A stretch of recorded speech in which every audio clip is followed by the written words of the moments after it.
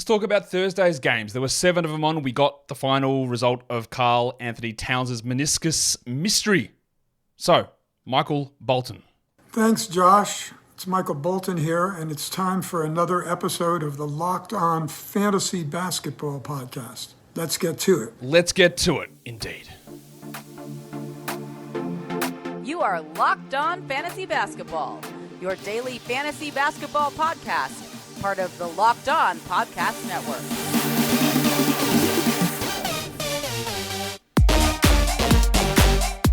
Hello and welcome to the Locked On Fantasy Basketball Podcast, brought to you by Basketball Monster. My name is Josh Lloyd and I'm the human personification of an orange cat. I'm also the lead fantasy analyst at basketballmonster.com, and you can find me on Twitter as always at redrock_bball, on TikTok at redrock_bball, and on Instagram at Locked On Fantasy Basketball. Today's episode is brought to you by LinkedIn. LinkedIn Jobs helps you find the qualified candidates that you want to talk to faster. Post your job for free at linkedin.com/LockedOnNBA. That is linkedin.com/LockedOnNBA to post your job for free. Terms and conditions apply. Thank you also for making Locked On Fantasy Basketball your first listen every day. We are free. We're available on all platforms. Double bang, single bang. If you've got an option to bang, you're always going to do it twice. So do it now. Audio, video, thumb, bell, comment. You know how we roll. Some might say that is bars. All right, what are we talking about? We're talking about Thursday in the NBA. Woke up today with so much injury news going down, and then we had the dueling Towns meniscus injury reports. Turns out, Shams won because Karl Anthony Towns has got the meniscus injury. He's having surgery to repair his torn meniscus. He will be reevaluated in a month, and that means that his season is over. His regular season is over. It is expected that Towns will return by early in the Western Conference playoffs. So, that is a reevaluation with 1 week left in the regular season. He won't come back in that week. It is early in the season, in the playoffs, so 6 weeks return most likely. So you can go and jack Towns. Get that garbage out of here! Which is the initial reaction we had anyway when Shams put it out, but this rush to obfuscate injury information. It's actually a meniscus injury. He's actually just sort of touched up on the meniscus and it's feeling a little off color. He just tore it, bro. Every time they just tear it. That's all you can do. This nonsense around this is silly. But anyway, he's having surgery. He's 6 weeks, probably, I'm guessing. But all we need to know is it's done. Fantasy season's over for Towns. The narrative on this bloke changes so much. As soon as this happened, someone said, man, never drafting this bum again. He's always hurt. I said, bro, 3 years ago, I was like, you got to draft Towns at number 3 because he never gets hurt. Like, this stuff changes all the time because the injuries are fickle. They change their mind like the way the weather changes here in Melbourne. It's all over the place. And that is something that, again, I think there are a lot of lessons from this season, but it is really important that you cast your mind back more than 1 year or 2 years before you start labeling people as certain things. I don't know why I'm getting fired up. I'm not getting fired up. I'm getting a little fired up. But anyway, speaking of injury prone, Ben Simmons, this is a different story though. There's an ongoing back problem. He's done for the season. I have no idea if literally, does he ever play again? How many times has he had this injury? And no, he's not making up the injury. You don't get your back cut open to cover for a fact that you don't want to play basketball, which again, some people literally think happened. He has an ongoing back problem that is just not getting fixed. And you'd have to think that there is significant, how much does he play next season at all? It's sad. As much as I know that 95% of people hate Ben Simmons, I get that. But it is sad. The back injuries ruined him. He's not the same athlete anymore. He can't ever stay healthy. And that's it. It's done. So Dennis Schroeder's going to have this job full-time, rest of season, big minutes, and middling production. Such is the Dennis Schroeder way. We got an update from Greg Popovich on Victor Wembanyama. He's missing today. He's going to miss the next game, and he's probably back on Monday against the Warriors. The problem with that is it's a Monday-Tuesday back-to-back. So does he play Monday and sit Tuesday? I don't know. He's played most back-to-backs, but he is sitting the next 2 games. Also remember that Wembanyama does not need to play 65 games to win Rookie of the Year. That is not a requirement for Rookie of the Year. So he doesn't have to get to 65 and then shut it down. He does not need to get 65 at all. He will keep playing, but he is seeing these 2 games. Devin Booker's going to be back soon, maybe as soon as the next game. Keep that in mind. And then the Blazers. Ayton's doubtful again. So yeah, I don't think he's going to play. I think he will return at some point this season, Aiden. When it is, I've got no idea. When he went down with that injury, it did scream hand ligament tear, and I thought that they would just rule him out immediately for the season, but they didn't. But it's just persisting for this period of time, and that is a frustrating part of it. And then, you'll be shocked to know this.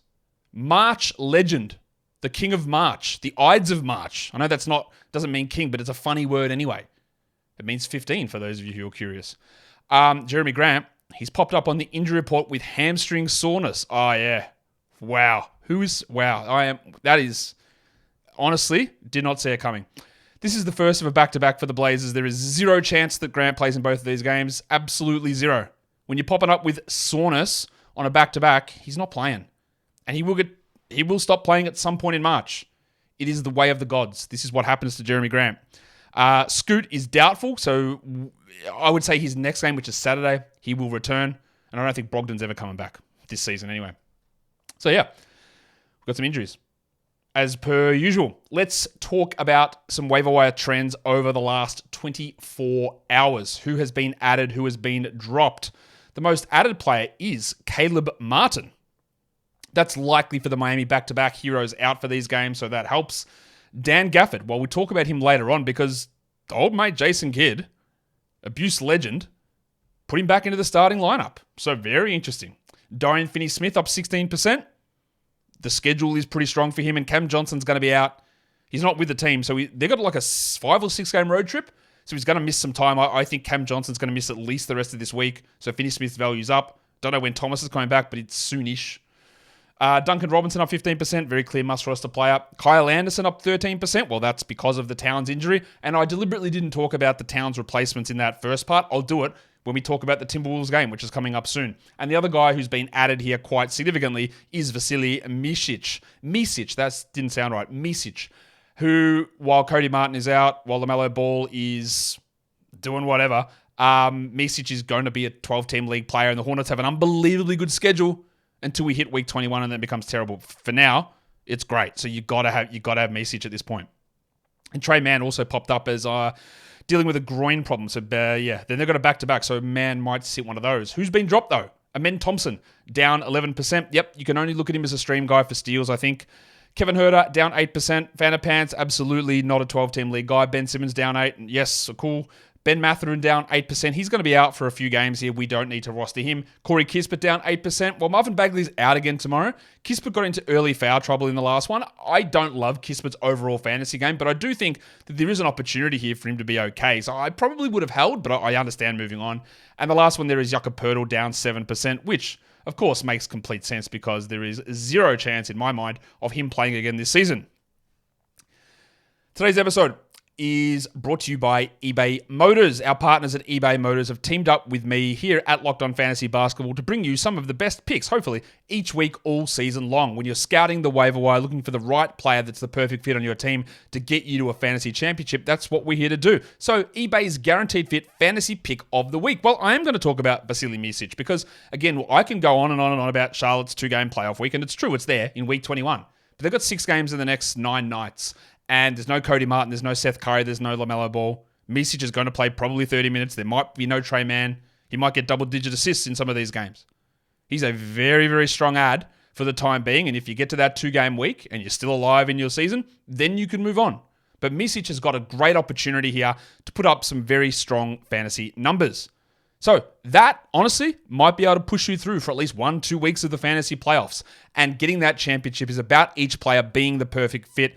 And that's the same with your vehicle. With over 122 million parts for your number one ride or die, you can make sure that your ride stays running smoothly. Brake kits, LED headlights, roof racks, bumpers, whatever it is that your baby needs, eBay Motors has it. And with eBay Guaranteed Fit, it's guaranteed to fit your ride the first time, every time, or your money back. Plus, at these prices, you're burning rubber and not cash. So keep your ride or die alive at ebaymotors.com. eBay Guaranteed Fit only available to US customers. Eligible items only and exclusions apply.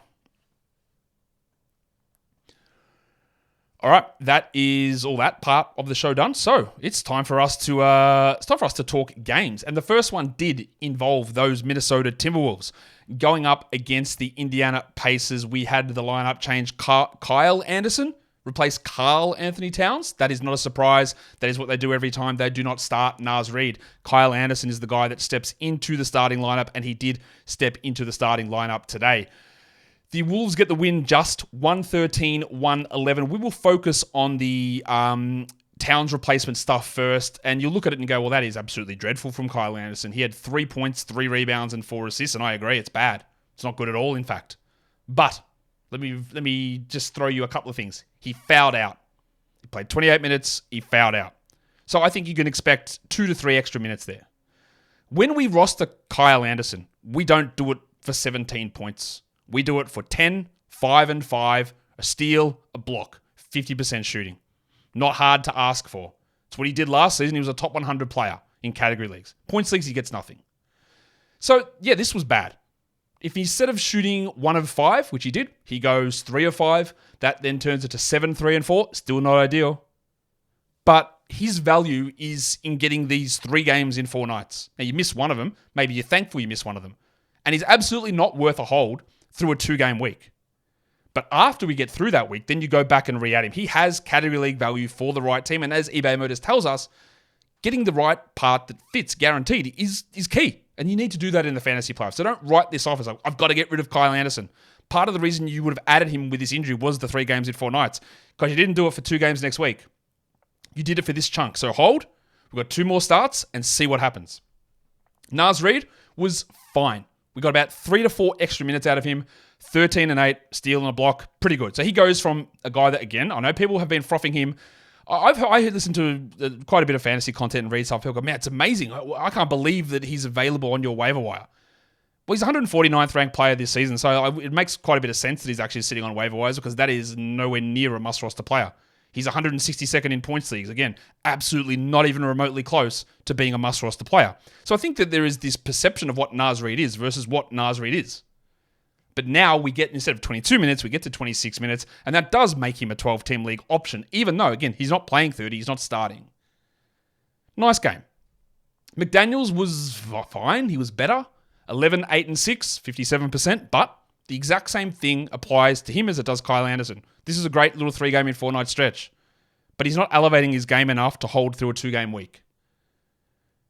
Gobert had 18 and 14, 2 steals, 3 blocks, 40 minutes. We hope that this doesn't lead to problems with his knee, but they are big numbers. And then Goose. Anthony Edwards had 2 trips to the locker room, sprained his ankle 6 seconds into this game, then took a hard fall and came back out, and then ended this game with 16 points in the 4th quarter, had 44, 6 and 3, 2 steals, 2 blocks, bad from the line, weirdly, took on the gigantic offensive load, Giggity, and had a game-saving block hitting his head on the rim, doing it. One of the most ridiculously athletic plays you'll ever see. Now, Edwards, I would say, overall, from a fantasy point of view, has been somewhat disappointing.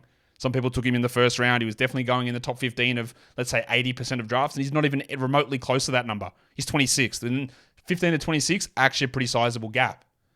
But that was an amazing performance. Then, the Wolves lost Monte Morris.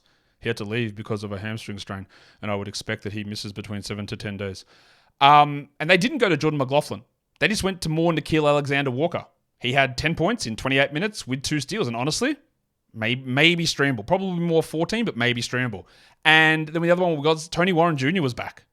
Yeah, 7 points in 16 minutes. And in true Tony Warren style, he had 7, 1 and 0 with no steals and no blocks, and you obviously do not add TJ Warren in any situation outside of a 20-team stream guy. I would say that we can feel a little bit comfortable in saying Tyrese Halliburton is back. 23, 13 assists, 37 minutes, 60% shooting. We talked about the reasons why he was down. Usage was down, but he just couldn't hit shots. And now he is. And that's great. Siakam had 24, 4 and 2. No defensive stats, but overall good numbers. And it was a solid-ish game from Andy Nembhard. 7 and 6 in his 31 minutes. He gets the extra minutes here with Mathurin out. Neesmith got the extra minutes, 30 minutes here. Still pretty mid, though. 20% shooting. 2 blocks, 8 points, 4 rebounds. They've got what do you call it? A low, that's not what I mean, a barren part of their schedule coming up. So I don't think that you need to consider Neesmith a must roster player at this point. Timothy John, who'd been flying, absolutely did not fly today. 6, 1 and 1. He did have 2 steals, but he'd been providing really strong top 100 numbers in sub 20 minutes, and he didn't do it. Frustrating. Miles Turner got into foul trouble, 21 minutes for him, 12 and 7 with 4 blocks, but overall you take that. And we got some Jarris Walker minutes. He played more than Obi Toppin. Good, because I think he's very clearly going to end up being better than Obi Toppin. He had 5 and 5 in 16, while Toppin had 2 in 14 minutes. Not a lot else, I don't think, for us to take away from that one. Let's go on to the second game of the day. It was the Brooklyn Nets and my Detroit Pistons, actually. And there was a change in the lineup here because, like we said, Cam Johnson was out, but they started Dennis Smith Jr. There was obviously no Cam Thomas either. Dennis Smith Jr. started only the first half. It was Lonnie Walker who moved into the lineup for the second half of this game. And in the end, as I try and find the right screen, it was a pretty big win for the Detroit Pistons over this putrid Brooklyn Nets team. 118-112, the final score here in this one. On the Brooklyn side, Schroeder played 39 minutes, 31 points, 8 assists, 71%. Now, if we know something about Dennis Schroeder, he's not going to be that. And again, I know you might get excited about the fact that Simmons is out rest of season for Schroeder's value, but over the last 2 weeks, he's played 31 a night. He's a 135th ranked player. He's just not a very good category league guy. We got to roster him, yes, but the upside's pretty low there. Finney Smith, they got the weekend back-to-back. He played 37 minutes. There's going to be no Cam Johnson. He had 13 points, 3 steals, 3 threes. I like that. While Claxo had 15 and 10 with 3 blocks with Day'Ron Sharpe out again. The Mikal Bridges, I don't know what we call it. Do we call it the Renaissance Tour? Well, it's obviously not the Renaissance Tour because he's bad and he's not getting back to being good at all. The shit in your cereal tour, I don't know what it is. Bridges, 43 minutes, 13 points, 36%, 50% from the line, 7 assists. That was good at least. 178th ranked player over the last 2 weeks. He's now 82nd for the season. RIP to those of you who may have taken him in the first round, and I know that existed. That is brutal. There's absolutely brutal return from Bridges, who has been really bad this season. And I don't know, does he even go top 50 next season? I'm not sure. Lonnie Walker was the guy in this one. He played 21 minutes. He had 21 points with 5 threes. And he did it. I said yesterday or the day before, we're talking about a Lonnie Walker line. I said this is almost the perfect encapsulation of what Lonnie Walker does, except instead of shooting 50%, he normally shoots 44%. Well, he shot 44% in this game and had 21, 4 and 1 with 0 steals, 0 blocks, and hit 5 threes. Right, the 5 threes are nice, but he is what he is. He's a points guy. He does nothing else. He's never going to contribute in any of those other areas. He's wildly inconsistent. I'm not even sure that I'd rush to grab him here, although the weekend back-to-back probably means you do want to do it. He was pretty rough in this one, though, in terms of illness. He couldn't even speak at halftime. So you worry about how we go in terms of this packed part of the schedule, and they're clearly not going anywhere. Lonnie would be okay to stream there. Well, Dennis Smith played 24. He had 9 points, but he did have the 4 steals. We know what we do with Smith. We stream him for defensive stats while these opportunities are there for him. For the Pistons, Jaden Ivey had been pretty bad. So bad, in fact, that he, over the last 2 weeks, is 150th in 31 minutes. And that's because he's only up to 150th because he scored 34 points in this game on 59% with 6 triples and 2 steals. Ivey has struggled with minutes. He's struggled with efficiency. He struggled with getting defensive stats, and he did it all in this one. We don't really question his ability. It's more about the efficiency, the translatability to fantasy, and the coach. Cade had 32, 5 and 11, 38 minutes, 46% from the field, 89 from the line. 22nd ranked player over the last 2 weeks, top 40 over the season. Not sure if he'll ever escape any criticism because he seems to get talked about like he's the worst player in the NBA at times, but he's putting up numbers that honestly just aren't that far away from what you expected. Well, Jalen Duren had 12 and 14 in 30 minutes, and Asar played 43 minutes. That's a lot of minutes for Mr. Thompson. He had 14 and 7 with 2 threes, a steal, and a block. He should be rostered, understanding the fluctuations in shooting and scoring. Alf Stewart continues to be absolutely mid, 8 points in 32 minutes, 10 rebounds, and no other stats. He is not a must-roster player. He's not. And Simone Fontecchio is also not. He's a points streamer, and he had 4 points in 23 minutes on 29%. Just no trust in those guys as must-roster players. Jimmy Wiseman did play 12 minutes, and he had 10 and 3. He's popping up a lot on my stream shows, that when you're looking for someone who can come in there and get you like some interesting field goal percentage, he does it, and he had another 67% here. And imagine me having to talk positively about James Wiseman. Nothing against the kid, but he's not very good. But he is playing minutes, and he's at least contributing something to fantasy with that field goal percentage that he's bringing at this point. Not much else going on there. Marcus Sasser back basically out of the rotation. He played only 6 minutes, and Quentin Grimes was unable to be with us in this game. Sounds like he was dead, but he's not. He's just injured. All right, today's episode is also brought to you by LinkedIn Jobs. When you're hiring for your small business, you want to find quality professionals that are right for the role. That's why you have to check out LinkedIn Jobs. LinkedIn Jobs has the tools to find the right professionals for your team faster and for free. LinkedIn isn't just another job board. LinkedIn has a vast network of more than 1 billion professionals, which makes it the best place to hire. It gives you access to professionals that you can't find anywhere else. LinkedIn does all of this while making the process easy and intuitive. Hiring is easy when you've got that many qualified candidates stuck right under your nose. It's so easy, in fact, that 86% of small businesses get a qualified candidate within 24 hours. LinkedIn knows that small businesses, you're wearing so many hats. You're doing customer service, you're doing human resources, you're hiring, you are managing, you are brokering deals, you're doing business with businessman clothes on, all that stuff. It's important. So sometimes you don't get the time to get the right people in, and it's really important that you do. That's where LinkedIn Jobs comes in. So post your job for free at linkedin.com/lockedonnba. That is linkedin.com/lockedonnba to post your job for free. Terms and conditions apply. All right, we're going to move on to the next game. It is the third game of the day. That's what comes after the second one. It is Miami going through to take on the Dallas Mavericks, and we had multiple changes to the starting lineup in Dallas. Dan Gafford did start. Derek Lively went to the bench. Derek Jones Jr. started. Josh Green went to the bench. So Jason Kidd trying to mix things up, trying to get things back on track after they struggled. And did it work? Well, they won 114 to 108 over the Heat. We'll start with Miami's side. Still no hero, still no love. They won't play tomorrow either. Rozier was great. 40 minutes, 27, 6, and 11. Now, those have been probably, few and far between in Miami, but he's putting together a nice little run of games. While Duncan Robinson had 19 and 4 with 5 triples on 70%. And as long as he is starting, he is a 12-team league player. Caleb Martin, streamable.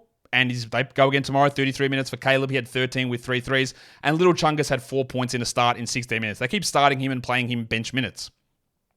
Jaime Jaquez had one of his better recent games. He had 13 points, 28 minutes, 3 threes, 6 rebounds.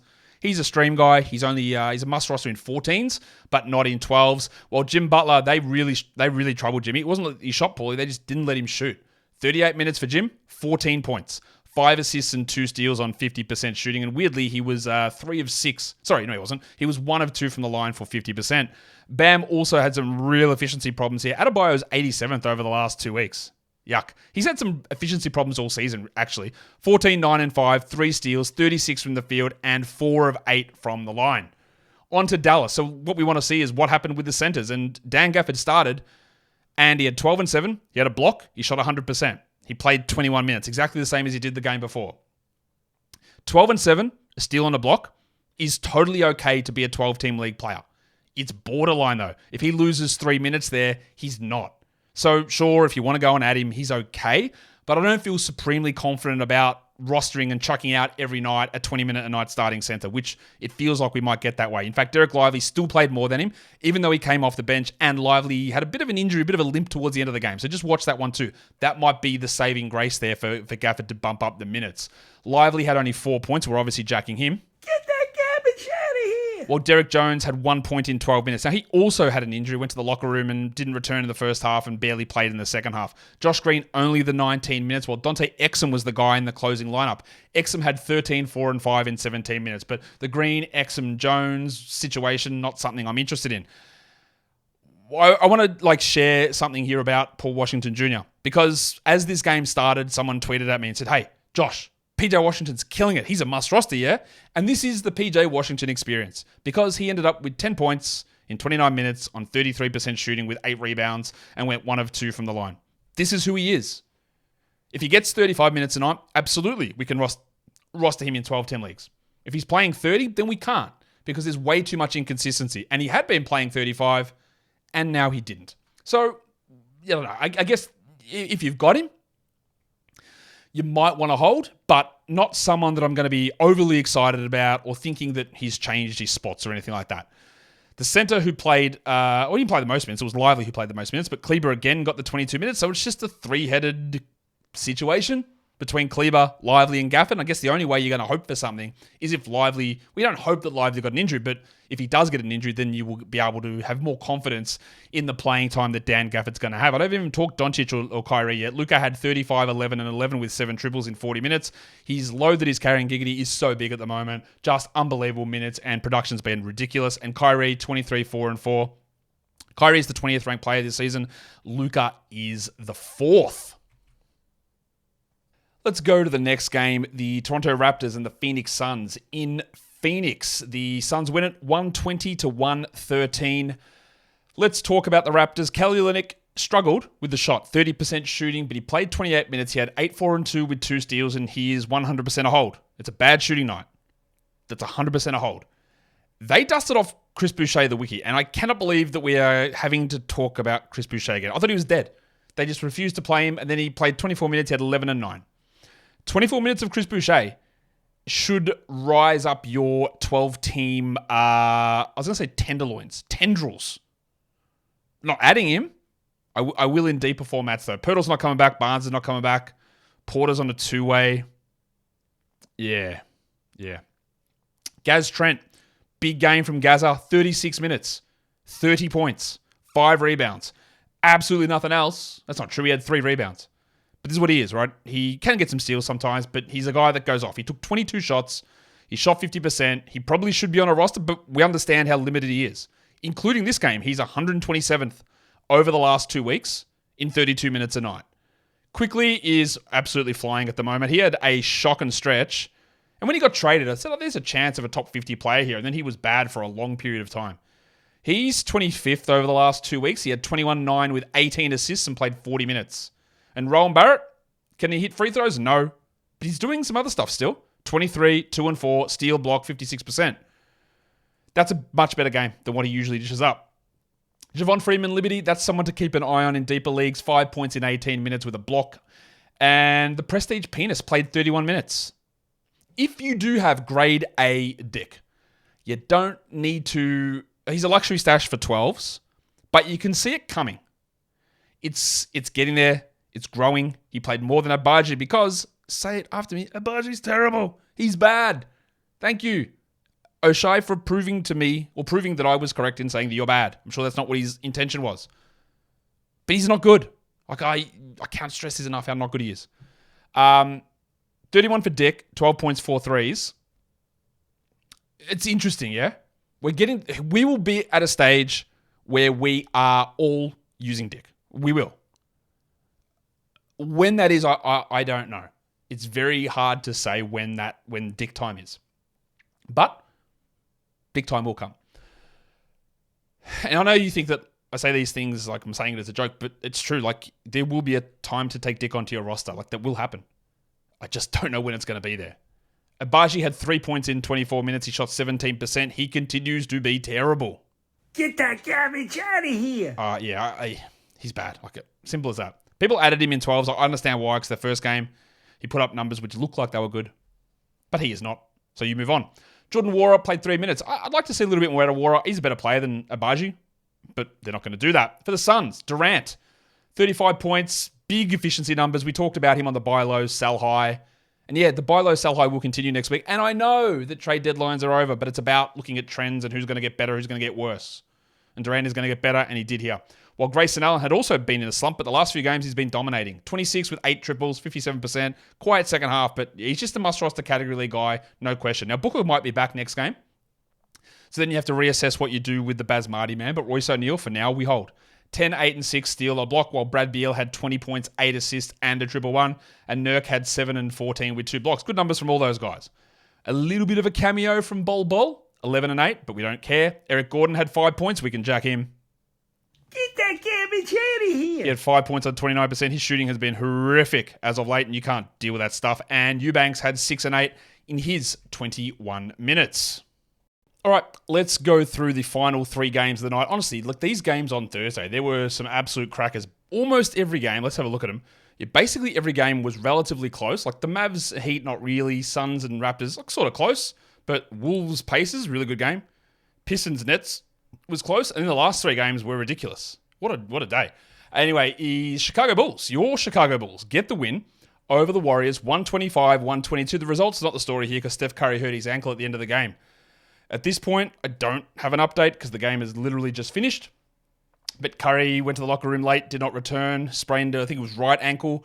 And we'll have to wait and see on that. If he is out, obviously Chris Paul would start, and then Paul's value goes up, Pajemski's goes up, Klay Thompson's goes up as well. So, yeah, not great at all there for Golden State.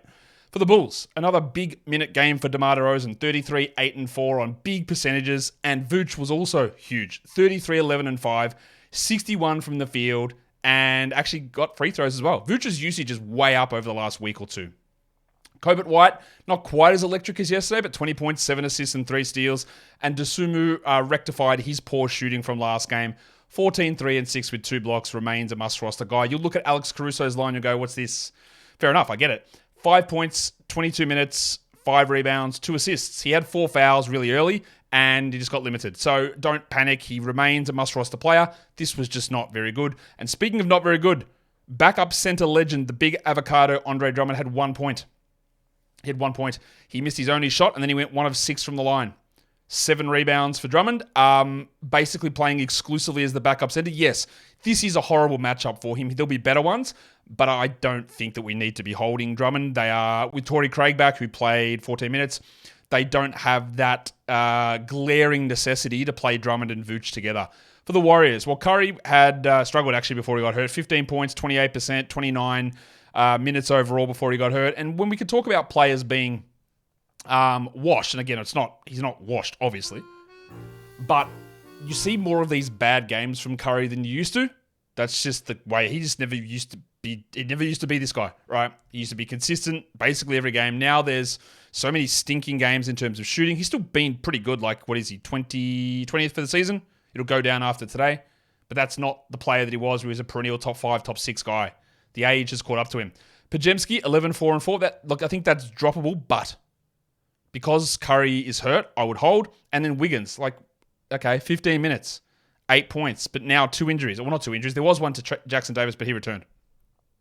I'd like to just hold on these Warriors guys until we figure out what's going on.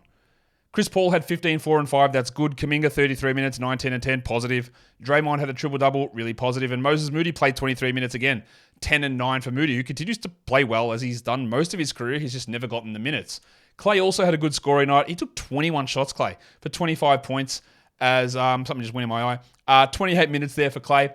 Again, every sort of decision you want to make on the Warriors is probably on hold at the moment till we figure out exactly what goes on with Steph. I doubt we'll get any sort of significant update today on it. But yeah, that's going to change a lot, and it's going to improve Pajemski, Wiggins, Klay, Chris Paul, all to be 12-team league. Pretty solid options, I would think. The next one was another really good game, full of ridiculous highlights. The Nuggets beat the Celtics 115-109 is the final score. 35 minutes for Porzingis, 24 and 12. Steal, block, bad shooting, but good production. Tatum, 15 points only on 39%. Another late missed shot. Cool. He's been, I think from a fantasy perspective, he's been pretty disappointing as well. 15, 4, and 8 with 2 steals, while Jaylen Brown, what a brutal night from the line, 7 of 14. He did shoot 55% overall from the field and had 41, 13, and 4. For a points league, you love that.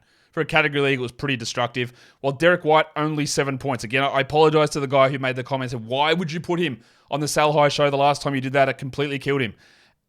And now he's falling off completely. 7, 5, and 6, steal on a block, 38%. Apologies to that man. Drew Holiday, 12, 4, and 2. Continues to be decidedly mid. You're not doing anything with it. You're not dropping him.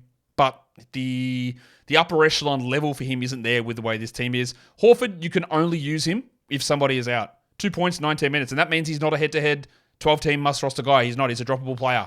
In fact, Al Horford. Get that garbage out of here! In saying that, the Celtics have some back-to-backs coming up. Now, that's bad for him because he will sit one of them, but also means that Porzingis probably sits one of them too, so Horford becomes a stream guy in those days. The cashier, Xavier Tillman, got the minutes over what's his name? Luke Cornett in this game. For the Nuggets, what are these highlights, man? Jokic was dropping unbelievable passes to the big fella Aaron Gordon. He finished with 32, 12, and 11 and 2 steals. Jokic did 10 of 10 from the line. The headmaster dropped 19, 6, and 8 with 2 steals, while Aaron Gordon, an insane one-handed put-back dunk. If you haven't seen it, just go watch it. It's stupid. 16 and 9 and 34, while Michael Ponder, we're in the El Nino of, is it El Nino or La Nina, the depression? Because that's where we're at with Porter at the moment. After some big games, he dropped back down. 9 points, 30 minutes, 2 rebounds. One of the biggest roller coasters of the season, I would say, Michael Ponder. It was a huge game, impact-wise, from Peyton Watson. 11 points, 17 minutes, 2 blocks. He was just unbelievably good. The minutes are low, but he's always that sort of, hey, do I need a block? Maybe I can stream in Peyton Watson. While KCP had 3 steals and 11 points overall. Let's go to the final game of the night. It was the San Antonio Spurs and the Sacramento Kings. And I'm not going to lie to you, I sort of took my focus off this game and moved it on to talking or looking at the Celtics and Nuggets game. I thought the Spurs were going to win. I look back and somehow the Kings got the victory. I don't know where that came from. Victor Wembanyama was out. Zach Collins got the start in place of him. Wemby's going to miss the next game on Saturday as well against the Warriors. And then he's probably back for another Warriors game on Monday. So, somehow, I don't really still know how it happened. The Kings win at 131-129. For the Spurs, we just roll with Zach Collins while Wemby's out. 22, 6, and 4. Trey Jones, only 24 minutes. They are really sort of pulling his numbers down at the moment. He didn't miss a shot. He only took one of them, but he had 12 assists. He is, in a points league, I think you can jack Trey Jones. Get that garbage out of here. Bad shooting night from Sohan, who had 9 and 8 with 2 blocks. He's a fringe guy, and that is it. While Keldon Johnson with no Wembanyama was pretty good. And I think there is some appeal there with Wemby out to stream Keldon. 22, 3, and 4. Vassell continues to take his game to the next level. 30 points, 39 minutes, 9 assists, 2 steals, and a block. That is a fantastic game. And that is 3 big fellas in a row for Malachi Branham. Now, it is hard to rely upon him playing only 26 minutes, but he had 23 points, 5 threes, 4 assists, and 2 steals. He is inside the top 140 over the last 2 weeks in only 24 minutes. In 14-team leagues, you've got to be interested in him. Blake Wesley, 11 points, 3 assists. Just keep an eye on that for deeper leagues with the way that they're using Trey Jones as well. Probably could have been better from Zach Collins also. He had 2 fouls in about the first 3 minutes of the game, I think it was, but ended up with a pretty strong line, and you hold him while Wembanyama is out. For the Kings, Sabonis, 31, 17, and 9, a massive game. Fox, 33, 5, and 5 with 3 steals, a massive game. Leaky Monk continues it, 18, 7, and 8, steal block. Not good shooting, but he's in a real strong patch at the moment. And we actually got a good game from the pencil Harrison Barnes. Barnesy.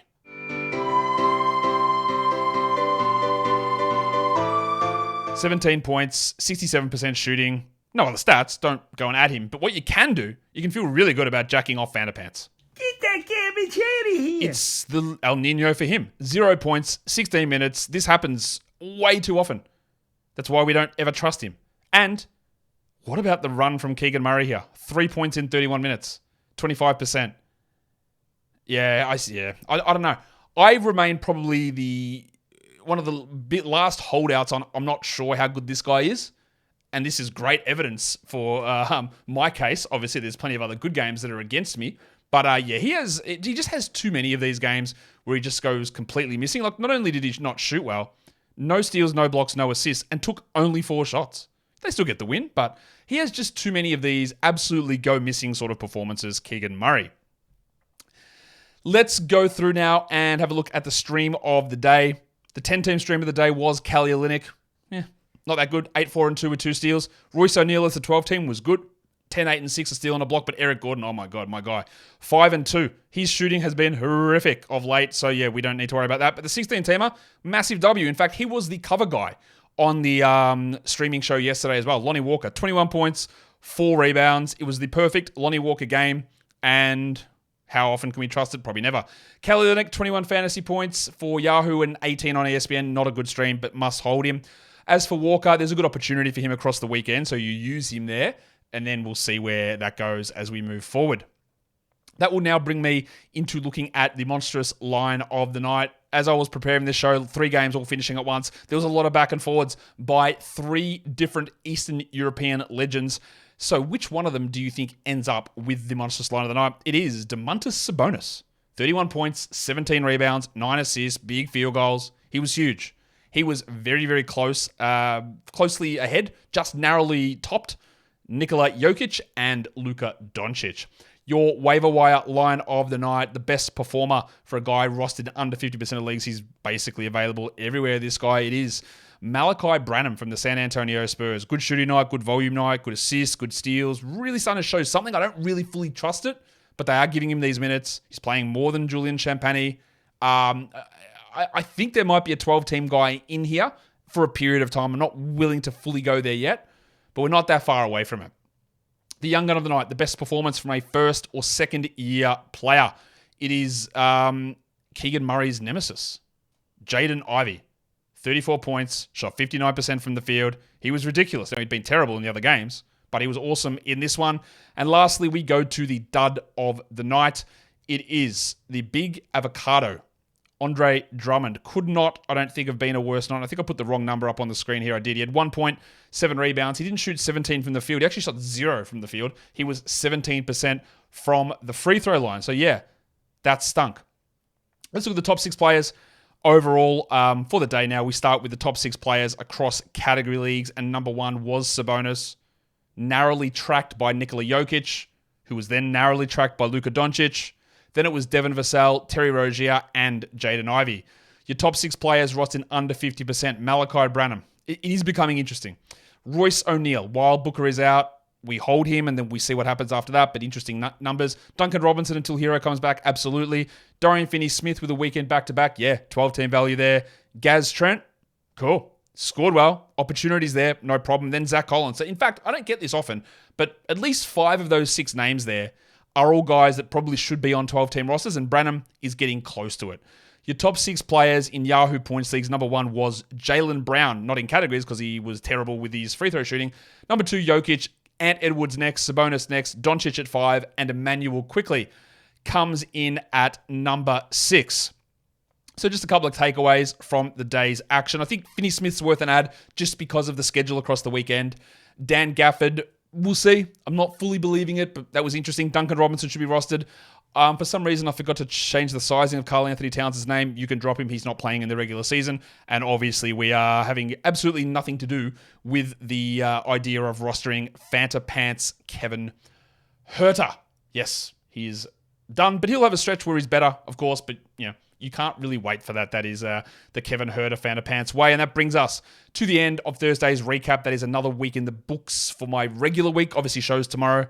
Saturday stream show, Sunday stream show, week 20 preview show. It's all still coming up, so don't worry. It's all still there. And the best way that you can know when those come out, you subscribe, but you hit the notification bell over on YouTube, you subscribe on the podcast platforms, you drop that rating and review as well. And guys, we are done here.